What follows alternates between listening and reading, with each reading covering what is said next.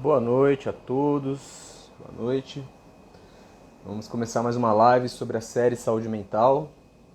Hoje eu vou conversar com o professor Gilson Donato, né? Deve entrar daqui a pouco. Opa, já entrou aqui. Gilson, tudo bom? Deve ter aparecido aí uma mensagem para você solicitar a participação. Você aparece aí e aí eu te autorizo aqui.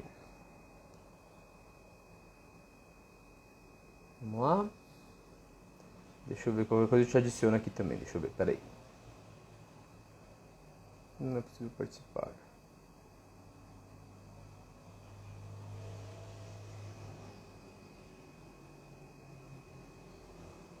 Beth quer participar ao vivo, Beth? Ou foi por acidente?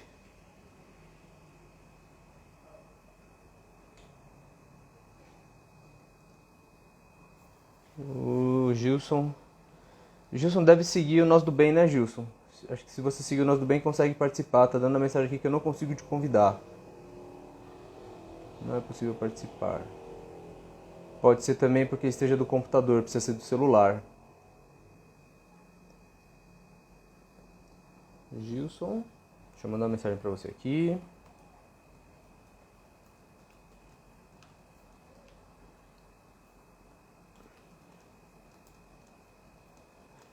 Computador. Tô mandando aqui uma mensagem pro Gilson. Boa noite, Ale, tudo bem? Sejam todos bem-vindos. Se quiserem convidar pessoas também para acompanhar essa live, que a gente vai falar sobre saúde mental relacionada com o hábito da leitura, fiquem à vontade. Acho que agora vai.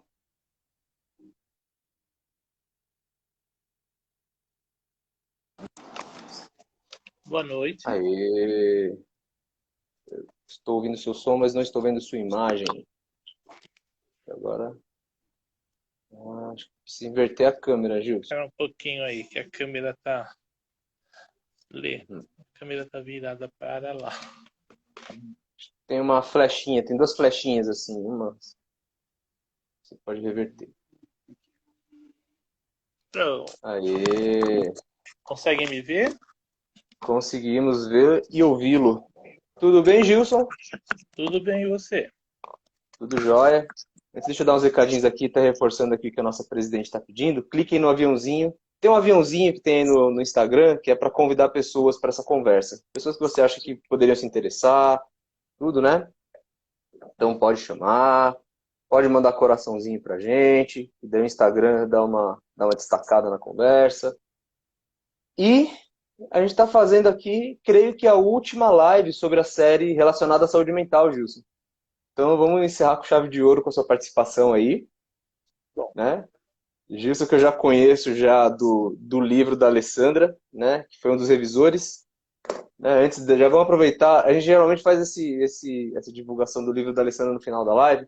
Mas como a gente vai falar sobre o hábito da leitura, e o Gilson, o professor Gilson Donato, ele foi um dos revisores desse livro aqui que a Alessandra escreveu, A Vida pelos Olhos de uma Criança. Né? As vendas desse livro são todas revertidas para a ONG, né? Assim como o Gilson também foi um dos revisores, lá no finalzinho peguei já o trabalho todo pronto já, o Gilson já tinha dado uma revisada impecável aqui, não tinha nada de erro, só ajuste fino. 1959, com pontinho ou sem pontinho? Sabe, detalhe que é nada comparado com o conteúdo e com a qualidade do que veio para a gente dar uma olhada, né? E a gente vai falar hoje sobre o hábito da leitura, né, Gilson? Sobre que ler E faz bem. Você é professor, pedagogo, sou professor de neuropsicopedagogo. pedagogo. Eu sou linguista, então eu fiz estudos em linguística, né? E sou professor de língua formal também, né? Sou formado em letras e eu sou professor de língua estrangeira, não atuo atualmente. Até ano passado, durante um tempo aí, eu trabalhei com língua francesa, mas eu fui professor de inglês e francês por bastante tempo. Mas minha carreira, a maior parte foi como educador geral, como coordenador, pedagogo, psicopedagogo e agora neuropsicopedagogo. Que bacana, legal. E como conta para só para a gente conhecer um pouquinho de você. Você conheceu a Alessandra em que contexto? Foi na escola? Foi? Vocês trabalharam juntos? Na verdade, a Alessandra, ela é prima do meu genro. Prima do E seu quando eles, genro. quando eles namoravam, né, a minha filha e ele, a Alessandra, ela estava em dúvida para uma pós-graduação, para um aprofundamento. Então a gente teve uns encontros para eu conversar com ela sobre essa vida acadêmica, recortes de conhecimento. E aí acompanhei-a, né, durante um tempo nessa vida acadêmica. E ela é praticamente da família porque ela é prima do meu genro, né, que a gente tem bastante proximidade. Bacana. Legal, gente. Então, ó, a nossa série de lives a gente está falando sobre saúde mental. E a gente Sim, sabe que saúde mental envolve vários aspectos. A gente já falou, abordou aqui em algumas outras lives, né? A parte física, a parte, né, sobre viver o agora, questão de ansiedade, né? E a gente sabe que quem gosta, quem tem o hábito da leitura, né, tem aí uma fonte de calma, de paz, de poder até dar uma relaxada, até ser, fora os benefícios que vêm do próprio conteúdo que se lê, né? Então, eu sim. queria aí sua visão em relação a como que você relaciona a saúde mental e o hábito da leitura. Então, a gente tem aí, vamos dizer, alguns momentos da história da leitura, né?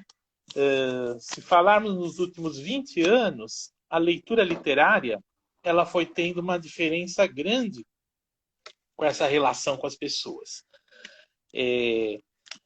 Antes da tecnologia dar tanto acesso a um mundo dinâmico, de movimento, em que o simbólico muitas vezes é desfeito, né? Tudo passa a uma concretude que mal se precisa pensar. Então, a literatura, né, a escrita literária, ela foi tendo uma diferença bem grande. A distância, por exemplo, há 30 anos atrás, quando eu comecei a lecionar, eu poderia dizer que a leitura do século XIX era uma leitura complexa em termos estruturais.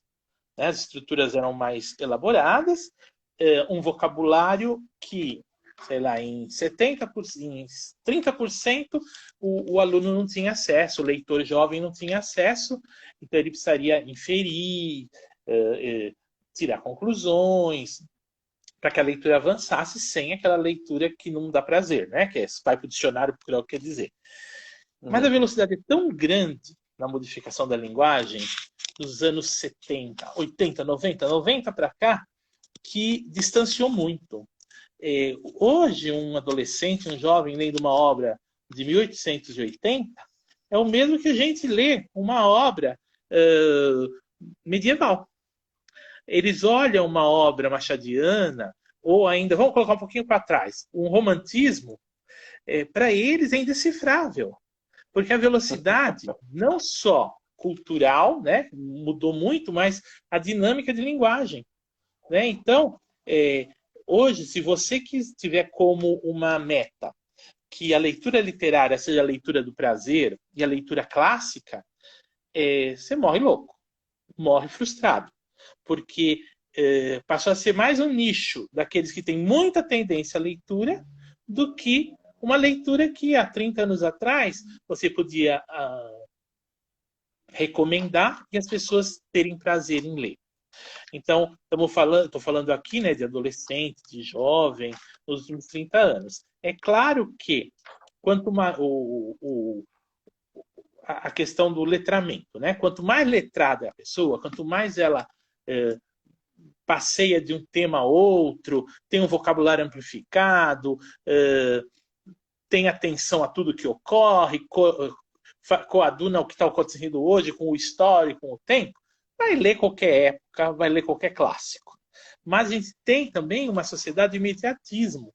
Então, remeter-se a algumas questões contextuais para conseguir ter prazer numa leitura é cada vez mais difícil.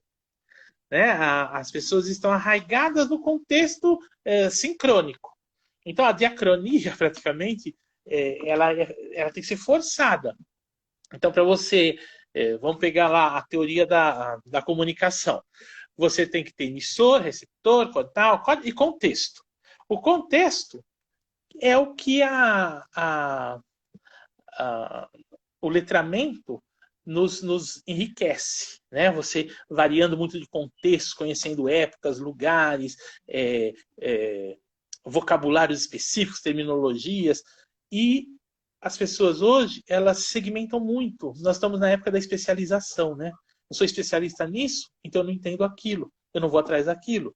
Eu me especializo em coisas muito específicas, né? Vamos pegar na área médica, para a gente fugir da área escolar. Tem gente que é especialista em unha do dedo do mindinho. Não pode falar da unha do polegar, porque não vai ter como lidar. Então, são questões de ampliar contextos. Os contextos eles estão menos ampliados. Agora, paralelo a isso, a leitura literária, ler mundo, a ideia do letramento, é algo que eu acho que durante a pandemia tem ajudado muita gente. Não só a leitura escrita, como a leitura de mundo. Por exemplo, esses jovens eles estão conseguindo enfrentar um pouquinho melhor a pandemia lendo através de portadores mais dinâmicos, né? Então a gente fica muito bravo que os filhos, os alunos não saem das máquinas, dos computadores, dos tablets e smartphones, mas é a leitura. É onde eles exercitam a leitura. Enriquece. Eu acredito que não dá abrangência de letramento, né? Porque eles vão atrás daquilo que eles gostam só. Né? Então eles acabam tendo recortes vocabulários, recortes estruturais, falando em termos de língua, e temáticos menores do que se tinha quando se buscava leitura literária, leitura na estante. Né? Uma outra coisa que os últimos 30 anos fizeram. Quando eu comecei a coordenar a escola, eu coordenei sempre no início a educação infantil, mas principalmente o Fundamental 1. Eu sempre falei em biblioteca familiar. Então, o que eu falava para os pais? Só lê e tem prazer e tem o hábito quem tem escolha para ler. Quem tem disponível material para leitura. Então, façam suas bibliotecas pessoais. Não só as obras que a escola recomenda. Hoje, a gente trabalha bastante com essa questão de doação, né? De estar ajudando o próximo. Eu recebo, assim, 30, 40 obras com dedicatória que a avó deu para a criança e a mãe doa, porque está lá parado, ou o menino nunca leu. E então a relação com o material escrito é diferente. Eu tenho obras de quando eu era criança, com dedicatória, que eu guardo de uma maneira carinhosa e revisito, né? Porque a biblioteca ela tem essa questão do revisitar.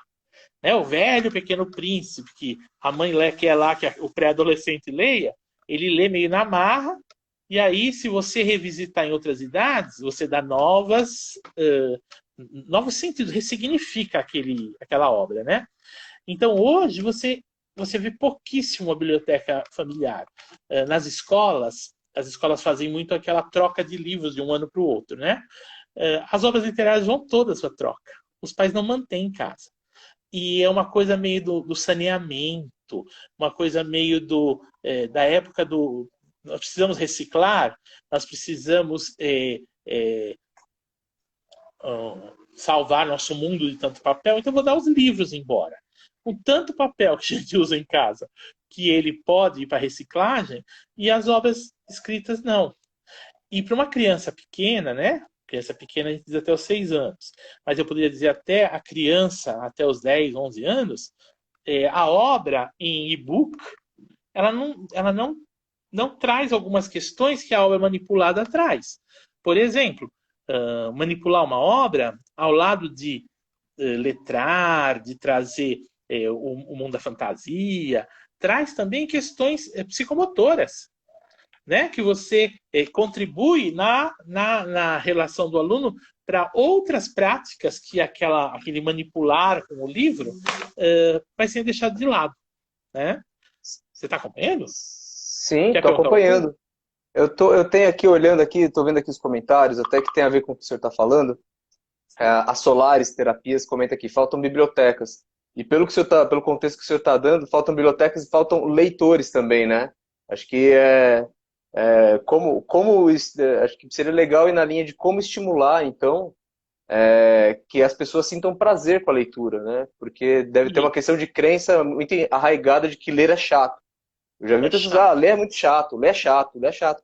Não, é chato porque talvez eu tenha encontrado um assunto de interesse, pelo menos para começar a expandir a imaginação e poder vivenciar o Então, contexto daquele livro, quem né? destruiu muito o encantamento do livro é a escola, né? A escola que é a grande vilã disso. Porque o ler para ser avaliado, o ler para devolutivas, é, há técnicas de leitura muito criativas e legais, né? Uma leitura compartilhada, uma leitura partilhada, que são técnicas que você trabalha com criança, tira a criança do foco de leitor, que é uma atitude individual e silenciosa. Então você já introduz na criança, quando você só trabalha essas técnicas, que ler tem que ler para mim. E Verdade. eu gosto muito do trabalho da filogênese da leitura, né? Então, o que eu falo muito para os professores quando eu faço um preparo para o professor, né? Eu falo para ele assim: Filogênese da leitura. seria a gente vai pensar assim: como que o homem começou a ler? O homem começou a ler não a leitura escrita, mas ler o que contavam para ele. Então, a gente tem que repetir isso na vida de uma criança. A criança tem que ouvir histórias antes de ter histórias lidas. Que a mãe senta do lado do bebê, o pai, o cuidador, com um livro e lê para a criança. Isso é dado como maravilhoso. É lindo, realmente. Mas o mais importante é contar olhando na cara, é contar gesticulando. Vai ter um momento de você introduzi-lo no mundo da escrita contada. Mas, em princípio, é o contar. É uma questão filogenética. É como você ensina a falar? Falando, conversando com a criança. Então, a contação, ela, sem a leitura, ela introduz a criança num mundo em que ela é cobrada, vamos dizer assim, simbolicamente. Ela precisa desenvolver questões simbólicas, porque mostrar o monstro ou a bonequinha, lá, a princesinha, já tira a oportunidade de construir na mente. Por exemplo, olha, eu tenho quase 60 anos. Eu corri o risco de toda a Branca de Neve ser da Disney.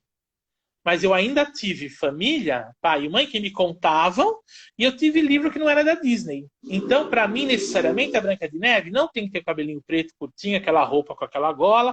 As crianças, de 30 anos para cá, você deve estar no meio dessas crianças, né? 30, 40 anos para cá, são crianças que a tradição oral não ocupa absolutamente nada do poder simbólico dela, porque vem pronto. Né? Então, isso vai piorar quando a gente começa a introduzir a criança na leitura através da imagem em movimento. Então, era o desenho da Disney desenhado, e aí passou a ser o vídeo. Né? Tanto que você vê as fantasias das princesas, tem que ser daquela cor, daquele formato, daquela.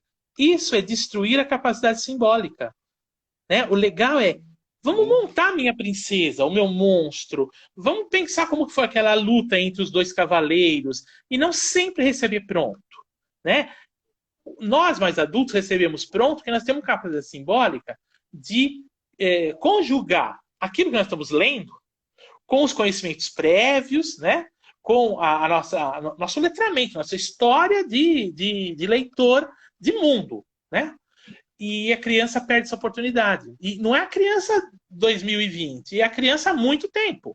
Né? Eu trabalhei até ano passado com produção textual.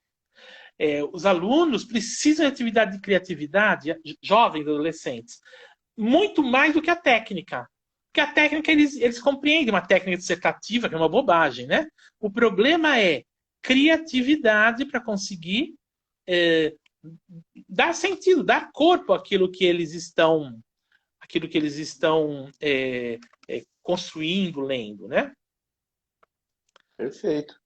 Eu estou tomando umas notas aqui do que você está falando, porque é muito conteúdo aqui para organizar, para poder fazer as perguntas boas, para a gente poder explorar todo esse seu conhecimento aqui, né?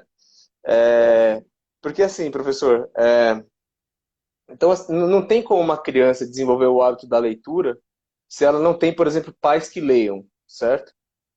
Porque criança é muito do exemplo, é muito do. Ela copia o que o adulto faz. Então, um caminho que eu recomendaria, primeiro, nas primeiras idades, é o exercício da contação de história, sentar, contar, sentar com a criança, pegar uma historinha, contar, fazer ela imaginar, para aí depois, aos poucos, ir pegando um livro, introduzindo a leitura, lendo historinhas para ela e vendo as imagens, para aí então ela já ter uma preparação básica para pelo menos estar plantada a sementinha ali que pode germinar e ela possa desenvolver o interesse pela Exatamente. leitura. É mais ou E menos isso? aí, exatamente isso. E até a questão física de um livro, né? O pai que lê a história e dá para um bebê de 1 ano e meio, ele rasga todo o livro e ele cresce achando que livro é algo que você pode destruir. E não é. Pô, Né? Então, cada hora. verdade. Aí, não, então compra um livro de plástico com 3 páginas. Caramba, para que isso? Quer brincar de livro com ele? Faz jogo simbólico, né? Pega qualquer material, vamos brincar que é o livro. Mas não necessariamente comprar, né? Essa indústria maldita que inventa coisa para tudo, comprar livrinho de tomar banho. Que não, em termos de leitura, então, não leva a nada, né? Não tem a ver com Verdade. leitura. Tá? Sim, concordo. É verdade. Tô dando risada porque é muito verdadeiro isso. Não, e Eu é, lembro, eu tenho uma filha de 5 anos, né? Então eu lembro quando eu era bebê, tinha uns livrinhos de plástico para levar pro banheiro, até para isso. brincar, pra ficar brincando. Não, é um brinquedo, menos um livro. Um livro é outra Isso. coisa, isso aqui é um Então, aí brinquedinho. você está falando certo. Se você tem que saber que é brinquedo. E não É, você falar assim, nossa, eu introduzi meu filho no mundo da leitura porque eu dei 2 livrinhos. Meus filhos também tiveram. Mas eu sabia que ele não estava conectando a leitura com aquilo. Né? é isso A aí. escola erra muito quando ela fala assim. A escola sempre fala assim que nós estamos estimulando a leitura e eles não leem porque a família não incentiva.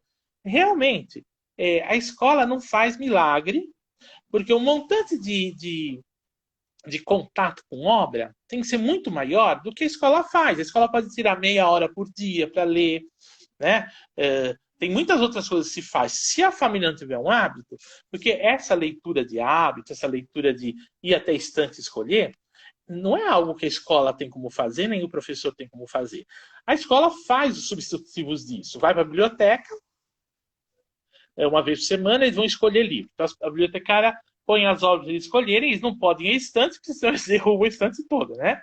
Então, ela põe já previamente escolhidos, eles escolhem, e aí, a partir do eles escolhem, é que vem a maçaroca. Algumas escolas, alguns procedimentos, tem que trazer na semana seguinte para contar o que leu.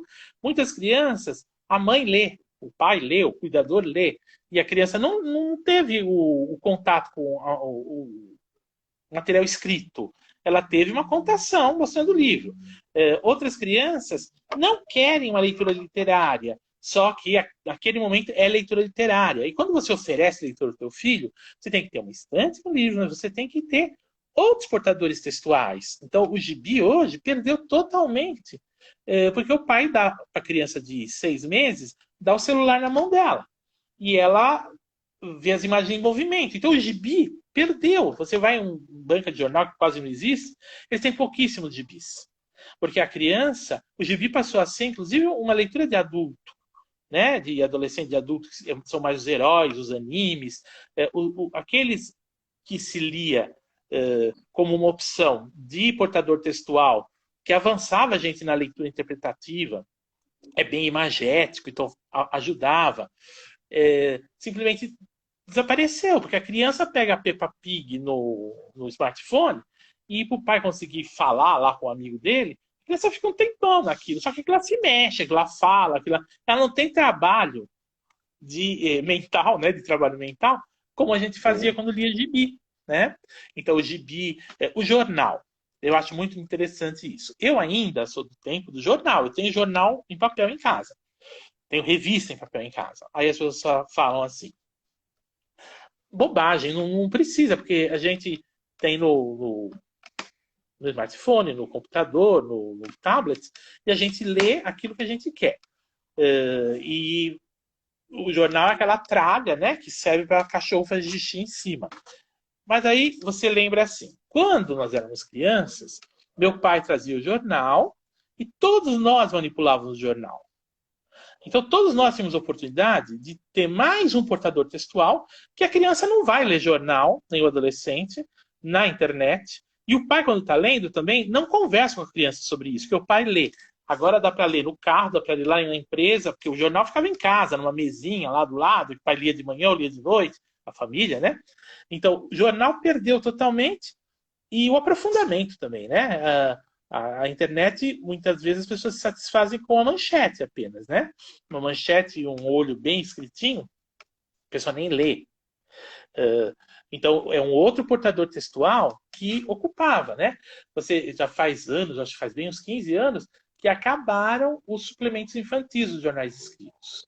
Né? Eu assino a Folha há muitos anos, acho mais de 20, 30 anos.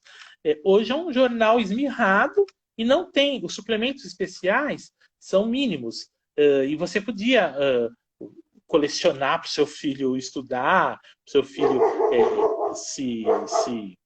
vamos dizer assim, se esclarecer mais.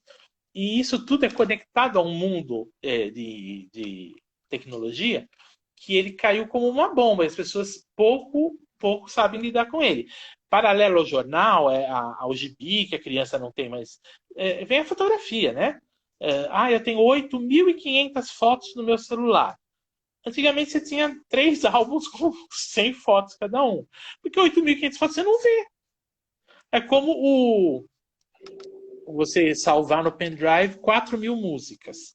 O meu irmão que está assistindo aqui a gente falar, ele sempre fala assim, para os alunos eles ficam bravos. Se você for ouvir as 4.000 músicas uma atrás da outra, você passa 2 anos só ouvir uma vez. Porque você não ouve 4.000 músicas. Você tem 4.000 músicas porque é fácil. Então, isso afasta a gente de algumas coisas que são mais, vamos dizer assim, particularizadas. Então, a escolha de uma obra é diferente de você entrar num canal e cai tudo em cima de você, com um movimento muito louco, né? E que você bebe aquilo. Traz repertório? Traz. Traz repertório. Traz conhecimento. Mas, às vezes, são recortes de repertório. Você não tem variedade disso, né? Então, esse mundo dificulta a questão da leitura estar presente na vida dos mais jovens. Até pelo imediatismo que o senhor comentou, né? Os conteúdos vêm muito mastigados e acabam também você perdendo a oportunidade de digerir aquela informação, de construir a informação do passo a passo e solidificar, claro, não para não poder mudar de opinião, né? Não é isso, mas você constrói um conhecimento com base naquela etapa de leitura, criar aquela realidade e questionar. Então, as coisas vêm muito prontas e, nesse sentido, é um retrato do mundo atual, né? Então, nesse cenário atual, assim, né, o que poderia ser feito para estimular, para voltar e resgatar isso? Então, a questão da ampliação do repertório cultural, ela é um papel da escola e da família. Né? Então, você tendo, quanto mais amplo o teu repertório cultural, quer dizer, quanto mais letrado você é, que a cultura do letramento é essa cultura de que você ofereça muitos assuntos com muitos portadores para que a pessoa consiga entender de tudo um pouco. Como acontecia no tempo em que os nossos avós só faziam o Fundamental 1. Estudavam primeiro, segundo, terceiro ano, só eram alfabetizados, e aí eram leitores vorazes, discutiam política, porque eles tinham repertório cultural. E às vezes, por intermédio de leituras, que era o rádio, que era o jornal escrito, né? Eles não tinham tantas mídias, mas eles conseguiam fazer tem um autor americano chamado Ausubel, não sei se você já ouviu falar, ele vem na linha do Piaget, do Vygotsky, do Vallon, e ele é um americano super tecnicista, mas ele explica de uma maneira muito legal uma questão que eu acho que é humanista, não é tecnicista. Ele fala que o conhecimento novo, ele precisa de subsunsores, seriam a base de conhecimento, onde ancore, ele usa o termo ancorar, ancore o novo. Então, o novo, ele tem que estar ancorado em algo que vem antes. E, na verdade, a velocidade como as pessoas recebem as coisas hoje não ancora nada. As coisas vão subindo uma na outra e não há um entrelaçamento e vai dando sentido. Então, o que a gente precisa é ampliar repertório. Né? As crianças têm que saber de tudo um pouco, os jovens. Eles têm que ter o livro à disposição, porque o e-book ele vai escolher quando ele já tem escolha, quando ele já sabe escolher. E quando ele tem uma biblioteca, que seja com os volumes da Vagalume, que o pai leu, a mãe leu quando era adolescente. Você tem lá um filho pré-adolescente e adolescente. Ele vai pela capa, ele vai pelo tema, né? Ele vai procurar. Agora, se você não tem, ele não vai procurar. Né? A questão do você ler. É a mesma coisa do escrever. Quando a criança vai ser alfabetizada, pai e mãe que nunca escreveu na frente da criança, nem fez um bilhete, não fez uma lista de compras, a criança não sabe para que serve escrever. E aí você tem uma criança filha de médico e advogada que chega na escola sem ter função social da escrita. Imagina a função social da leitura. Essas funções sociais, a escola tem um papel grande para desenvolver, mas se a família não faz, a escola não faz milagre. Né? O papai e a mamãe lá. Oi? Não, com certeza. Sim. Às vezes uma criança institucionalizada recebe aquele monte de livro que vão doando lá no abrigo. Ela acaba tendo um repertório ou acesso a algumas coisas que a criança, cuidadinha no prédio, no apartamento, presa, acaba não tendo. Por exemplo, uma criança numa instituição, ela conversa com muitos adultos. Tem vários cuidadores, a pessoa que limpa, o jardineiro, não sei o quê. Isso é super importante nessa ampliação de repertório, nesse letramento, você tem muitas pessoas que conversam com você. Porque, como você falou assim, você tem que ler para juntar, pensar, para você tirar suas opiniões. Se você não conversa com ninguém, as pessoas não te oferecem discussão, não te oferecem portadores de textos, você não vai ter como construir as suas ideias próprias. Você acaba comprando as dos outros. E aí nós vamos ter um monte de problema pela vida. Tá? Deixa eu complementar aqui, deixa eu só primeiro ler aqui um comentário da Camila Graziano. Ela fala o seguinte: sem leitura o vocabulário diminui, a criança fica sem recurso para se expressar. Com certeza, faz sentido, que realmente porque, assim, a leitura é uma fonte. Sou companheirona, seja bem-vindo, seja bem-vinda também. Trabalhamos bastante tempo juntos. Olha, o que ela fala, eu acho legal trazer uma questão teórica aí. A língua é um conjunto fechado de regras e um conjunto infinito de vocabulário. Não existe um dicionário que abarque todas as palavras de uma língua. Porque a língua, ela junta o que está em uso, o que está em desuso, que é o caso de você ler uma coisa de 50, 100 anos atrás, e as virtualidades que o jovem está neologizando. Então, olha, as regras gramaticais, a estrutura da língua é um conjunto finito de regras. Mas o conjunto do vocabulário é infinito. A leitura amplia, é óbvio. E quando você entra diacronicamente, em tempos diferentes, eu leio obras dos anos 40, eu leio obras dos anos 60, você vai sendo um poliglota na tua língua. Você vai conseguir entender, você vai conseguir lidar com um número maior de palavras. A gente costuma, na linguística, dividir a língua em um sistema grande que contém tudo isso, mas dividido em normas. Né? E depois em falas individuais. Essas normas, quanto mais norma você conseguir lidar, seja para ler, seja para se expressar, né? Para receber ou se expressar, mais largamente você vai conseguir se expressar na sua língua. Você vai conseguir entender, você vai conseguir produzir.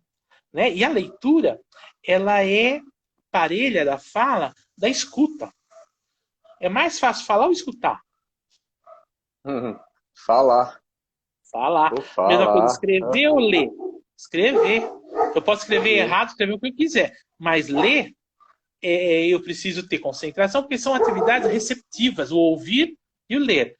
Quem ouve pouco, certamente vai ter dificuldade de ler no movimento individual e silencioso, né? Perfeito. O senhor falando sobre um conjunto infinito de vocabulário, que não tem nenhum dicionário que abarque tudo, né? tinha um autor, eu não me lembro se era o Graciliano Ramos ou era o Guimarães Rosa, ou se era ambos, que você pega as obras dos caras, tinha um monte de neologismos, né? Eles construíam um próprio vocabulário até, usando até, ou seja, tinha recurso da língua, eles conheciam muito bem o português até para criar palavras novas, né? É o caso do Guimarães Rosa. Guimarães Ele Rosa, né? trabalha Guimarães Rosa. Ele trabalhava com o neologismo, mas no sentido da virtualidade, né? Mas no dia a dia, a gente entra em contato com isso. Você lembra do Magri, o que era um ministro da Fazenda brasileiro, que falou que o cargo dele era imexível? Aquela Imexível. época, imexível, ninguém tinha um registro dessa palavra. Hoje até se fala com. Por quê? Porque ele pegou uma virtualidade, que é o quê? A raiz mex, do verbo mexer, ele colocou uma terminação para adjetivo, mexível, e colocou o i negativo na frente, e imexível é como inacreditável, impossível. E, então, uma pessoa, inclusive o Magri, não era uma pessoa de grande manipulação linguística, não é um cara com um nível de norma culta lá em cima. Mas está vendo como, quanto mais gente tem contato, as virtualidades vão chegando? Guimarães Rosa é um artista da palavra. Mas mesmo os não artistas da palavra também conseguem lidar com a virtualidade e conseguem também trazer o termo em desuso. Quando a minha avó falava aquilo, eu tenho uma cunhada que é de família nordestina. E quando ela casou com meu irmão, ela falou assim para meu irmão pegar o chinelo que ela deixou na estronca. Na estronca. E meu irmão falou assim, Estronca. estronca? Estronca era o parapeito da janela. E que, inclusive, não é todo nordestino que sabe. E é que a sogra dele era de uma cidadezinha lá, e ela era do começo do século passado. Então, você vê que traz um termo em desuso, né? Num uso tão específico, a gente pode considerar. Então, o vocabulário ele é amplo, e quanto mais você acumular vocabulário ativo e passivo também, né? O vocabulário passivo é aquele que você, na hora que precisa, vem. Então, a leitura da vocabulário passivo. Você fica com um monte de Uhum. palavras na cabeça que você talvez não produza, mas na hora que você lê, você identifica pelo contexto. Então, o vocabulário passivo ele vai ser uma grande ajuda para o processo de leitura. Né? Você consegue Bacana. dar sentido às coisas buscando na mente, sem necessidade de correr atrás de um dicionário. Maravilha. Professor, eu tenho aqui um comentário. A gente já está encaminhando, já entrando na segunda metade para o final da nossa live. Temos alguns minutos ainda. E eu queria só ler essa pergunta e depois a gente falar sobre o novo livro que está sendo escrito aí pela nossa presidente, pela Alessandra. A gente vai comentar um pouco sobre, que eu sei que o senhor também está revisando esse, né? Sim. A pergunta que eu tenho aqui do Giovanni P. Cordeiro é a seguinte: mestre, o que você acha da introdução à leitura com best-sellers, como Harry Potter, por exemplo? Não acha que a escola deveria aproximar o adolescente com obras que fazem parte da sua realidade? Então, o Giovanni foi meu aluno e foi foi meu assistente também um tempo. O Giovanni, ele sabe, eu já conversei com ele bastante sobre isso, que a leitura ela tem que ser prazerosa. Mas a escola, quando ela trabalha literatura, ela precisa trabalhar obras que tenham os princípios de literariedade mais evidentes. Né? Então, enquanto a escola de desenvolver aluno leitor, qualquer obra é obra, qualquer livro é livro. Mas quando eu vou trabalhar literatura, aí tem um outro elemento, e isso é com um aluno jovem, né? O Harry Potter, as obras da Agatha Christie, quem mais? O próprio Richard Bach, lá da Ilusões, ou Fernão Capelo Gaivota, são best-sellers que têm uma construção bastante complexa que vai trazer para o aluno, além do plot, né, do temazinho que vai ser trabalhado, traz também um avanço linguístico. Né? Eu acho diferente de você pedir para ele fazer uma leitura dessas revistas de banca lá dos anos 80, que era Sabrina, Júlia. Essas são puro lazer. O Harry Potter, ele tem uma construção mágica.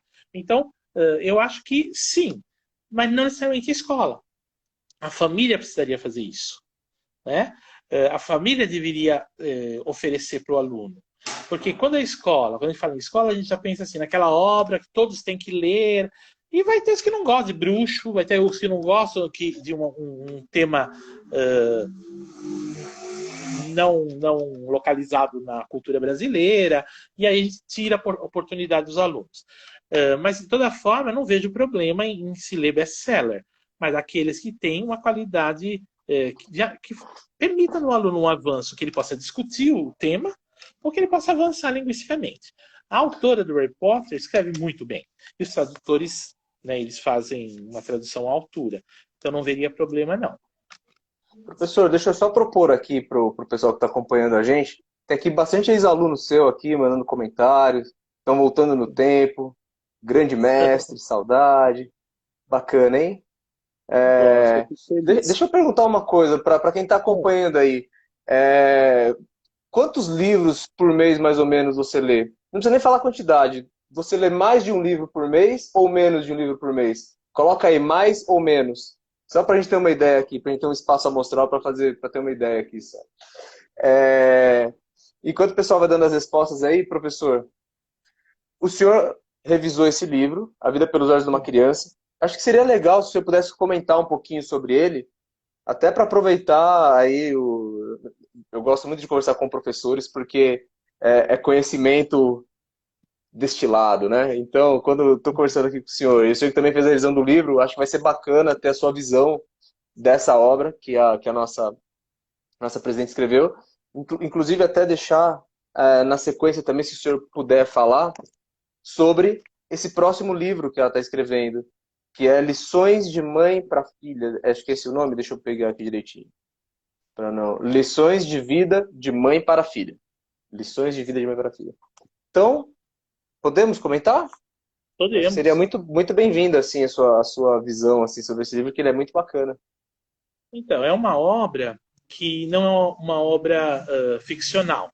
Eu diria assim, uma obra de reflexão, né?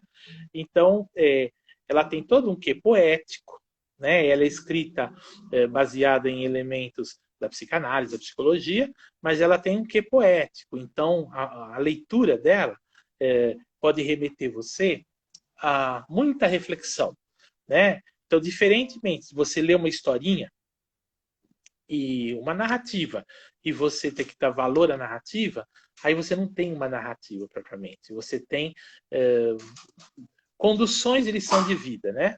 Eu acho que tem espaço para que o leitor ele é convocado, né, a trazer as suas experiências. A própria autora já reflete com ele, já fala, já leva-o a refletir sobre aquele tema que ela está abordando ali. Então, eu acho que essa é uma obra que pode substituir para as pessoas que não conseguem fazer leitura literária uma obra atrás da outra. Essa, ela traz um outro... Ela mais se aproximaria da poesia, da obra poética, até porque você consegue ler essa obra, você lê um trecho, você pode deixar adormecido enquanto você reflete, depois você continua outro trecho, e é como a gente lê poesia. Né? Uhum. Raro você pegar um livro de poesia de 200 páginas e ler todos os poemas um atrás do outro. Você precisa ir digerindo aos poucos. Então aí tem um quesinho de prosa poética, né? Não em termos formais, mas em termos, vamos dizer assim, temáticos. Tá bom? Ok, bacana. Muito legal. Esse que o senhor comentou é sobre A Vida pelos Olhos de uma Criança? Sim, o outro já tem uma questão narrativa. Apesar de ter todos os sentimentos que são desenvolvidos. Dá uns spoilers pra gente que a gente não viu, ainda não lançou. Pode dar uns spoilers pra gente aí do que... Ele é baseado em cartas. E as cartas, elas discutem os sentimentos para mostrar às pessoas que todo sentimento é bom, mesmo aquele que a gente achar ruim. Então, ciúme pode ser bom se a gente analisar do ponto de vista lá que ela nos encaminha a analisar, né? E sempre está relacionado à relação de uma mãe e de uma filha, que, para quem não conhece, pode ser qualquer mãe, qualquer filha. Então, soa como uma narrativa ficcional, né? Ela fala no início que não é, mas você consegue fazer a leitura como uma obra de narrativa ficcional. O interessante é que é epistolar, né, em forma de cartas, Então, isso é uma leitura que permite também você ler trechos, parar, depois retomar, e passa por um número grande de sentimentos que você nunca, às vezes, nem parou para refletir como que em você aquilo ocorre. E ela oferece a cada capítulo uma... Eu não vou contar o livro inteiro. Ela oferece um exercício para você de autoconhecimento. Ah, dona Alessandra, vamos preparar esse livro logo aí então para publicar, porque eu já estou ansioso já aqui. Ó, a Lei deixa aqui um recado para o senhor, né? Ele deixa aqui meu agradecimento. O Gilson é uma pessoa admirável e um profissional extremamente competente. Foi coordenador da minha filha, revisor dos meus livros, uma referência, gratidão sem fim. Ficaria horas aqui, ó, o Zenir Prieto, ficaria horas ouvindo e aprendendo com o Gilson, um mestre com certeza, que partilha de seu conhecimento com uma humildade incrível. Sempre aprendi muito com você, Gilson. Pô, muito legal aqui os Quem é, feedbacks. professor? Ateliê Santo Papel, sempre aprendi muito com você. A Ah, sim, Camila a Cláudia. Graziano. Fui coordenador dela há muito tempo.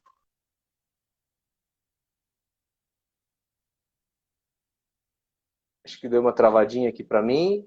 Deixa eu ver. Pessoal, vocês estão ouvindo o professor Gilson aí? Para mim travou. Como é que tá para vocês aí?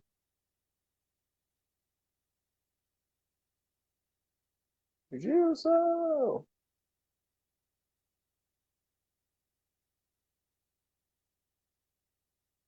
Acho que voltou agora, parece. Você me ouve, Gilson? Agora Tinha sim, travado agora? Tá foi gravado. tranquilo? Certo. Tinha travado, agora voltou. Travou. O pessoal tá falando que travou, mas agora destravou. Pronto. Bacana, Gilson. É muito legal. Eu acho que me coloco no seu lugar aí, você ter esse reconhecimento do seu trabalho, né? Com o pessoal te acompanhando assim. Então, com certeza aí, fico também os nossos parabéns. Não é à toa, né? Esse tipo de reconhecimento não vem de graça, né? E é isso. A nossa sociedade anda um pouco carente de mestres, assim, né? Então, seja muito bem-vindo. Eu queria deixar um recado antes da gente encaminhar para o final aqui sobre a nossa ONG, né?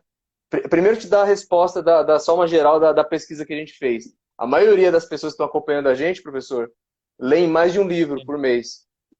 Tem gente que lê vários em paralelo, acaba não lendo o inteiro, mas acaba lendo alguns livros em paralelo, também que é um exercício bacana, né? Que bom. Então é bom, acaba não sendo muita surpresa, né? Porque para o pessoal estar aqui essa hora assistindo uma live que fala sobre a importância da leitura, não chega a ser tão surpresa que as pessoas tenham esse hábito mais enraizado, né? Isso, e a É, gente precisa multiplicar essa ideia de leitura, né, para as nossas crianças, né, para a gente retomar uma trilha aí meio abandonada. é isso aí. Só deixando um recado assim do o que para quem não conhece ainda a nossa ONG, né, a Nós do Bem, a gente tem uma missão que é oportunizar transformações por meio da alegria e da conexão humana, né? Então, acabando essa pandemia, essa loucura, a gente vai estar de portas abertas para quem quiser vir participar das ações conosco, né? Nós fazemos ações em diversos ambientes, basicamente são 4, né? Que em abrigos ou orfanatos, é, casas de repouso, hospitais e com moradores de rua, né? E a gente entende que todo ser humano, todo mundo tem alguma coisa para contribuir, né, de alguma maneira, seja sendo um ouvinte, seja conversando com as pessoas, seja levando carinho, né? A nossa ONG era muito mais focada nesse lance da conexão mesmo. Então, sigam a gente lá no Instagram, no @NosDoBem. Lá tem as nossas ações, algumas ações que fizemos. Ali divulgamos também as próximas ações. E como a gente tem esse cuidado com os nossos assistidos, é também função dessas lives que nós vemos fazendo, que é cuidar dos nossos voluntários também, né? Então, basicamente é isso que a gente propõe, é isso que a gente tá de braços abertos para receber quem quiser fazer parte dessa corrente grande do bem aí, tá bom? E o professor já é um nós do bem, porque uma vez que ele contribuiu demais na elaboração dessa obra aqui, né? que reverte, acaba revertendo é, fundos, porque a gente precisa pagar conta também, né? Então faz parte do processo todo. O professor Gilson já é nós do bem, e sejam todos bem-vindos, quem quiser fazer parte dessa ONG com a gente, né? As portas estão abertas. Eu agradeço, Cristiano. Acho que é uma oportunidade a gente partilhar conhecimento, né? Sempre que for necessário, estou à disposição. Acho que conhecimento é para ser multiplicado e com carinho, né? Você percebe que com carinho as pessoas estão atrás da gente há 20, 30, 40 anos, tá? Agradeço muito a oportunidade de ter estado aqui. Só dar mais um recado, que na próxima semana a Alessandra está aqui me chamando a atenção. Pô, Cris, a última live dessa série vai ser a sua. Vai ser semana que vem. Bom, tudo bem, pode ser associado à saúde mental, a gente vai fazer uma. Eu vou estar como entrevistado na próxima live, até para pegar toda essa bagagem que a gente aprendeu nessas últimas lives, nas últimas semanas, que foi uma experiência incrível, assim, né, para pessoalmente falando, eu como Cristiano aqui, voluntário da Nós do Bem, tenho tido a oportunidade de conversar com pessoas incríveis, pessoas que realmente deveriam ter mais voz na sociedade, poder compartilhar mais o conhecimento que elas têm, né? E eu tive o privilégio master de poder ter isso diretamente com essas pessoas, né? Então eu sou muito grato a Nós do Bem por oportunizar essa transformação na minha vida, né? E sou muito grato, professor, por todo o conhecimento aí que o senhor se dispôs a compartilhar conosco, né? Doar seu tempo.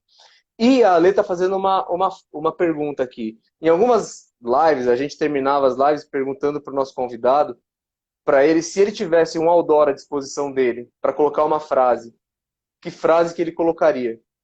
Então, deixa aqui a pergunta para o senhor. Se tivesse um outdoor, o que o senhor ia querer que as pessoas vissem? O que o senhor ia gostar de divulgar ali?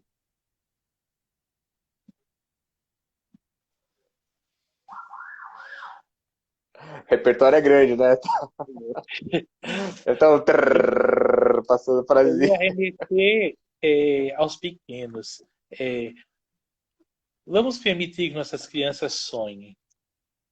Eu acho que o permitir que sonhem é que vai dar aquilo, tudo que eu falei aí, capacidade simbólica, o sonhar vai dar o jogo simbólico e vai fazer com que, quando eles cresçam, eles tenham um repertório mais amplo e tenham mais recursos para enfrentar a vida. Tá? Então, deixe nossas crianças sonhar. Isso tem uma. Eu preciso fazer esse comentário, porque tem um texto do Shakespeare que fala isso, né? Fala uma coisa muito parecida. Depois de tempo você aprende que nunca deve dizer a uma criança que sonhos são bobagens. Poucas coisas são tão humilhantes e seria uma tragédia se ela acreditasse nisso, É né? isso. Então a gente está bem alinhado com essa frase. Vamos permitir que nossas crianças sonhem. Estou de acordo. Assina embaixo. Professor, muito grato pelo seu tempo, muito grato aí por compartilhar todo esse conhecimento e tamo junto. Muito obrigado. Espero estar de volta num outro momento. E um abraço a todos que estiveram aqui ouvindo a gente. Até mais. Tchau, tchau, gente. Até semana que vem. Tchau, tchau.